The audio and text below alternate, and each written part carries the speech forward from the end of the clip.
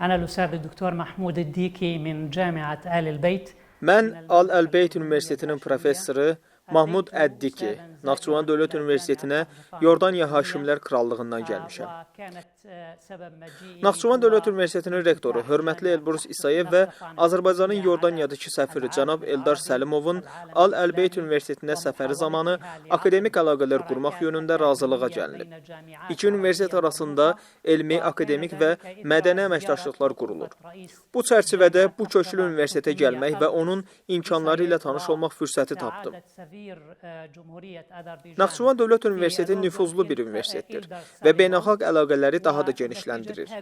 Azərbaycan və Yordaniya hər ikisi tolerant ölkədir. Bu kimi dəyərlər bizi birləşdirir və əməkdaşlığımıza mədəni dərinlik qazandırır.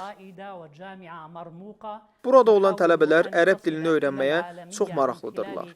Bildiyimiz kimi, ərəb dili 400 milyondan çox insanın danışdığı zəngin və dərin bir dildir. Biz Al-Əlbeyt Universiteti ümumilikdə Azərbaycan universitetləri ilə tərəfdaşlıqlar qurmaq istəyirik. Bu saziş, bu gözəl əməkdaşlığın başlanğıcıdır.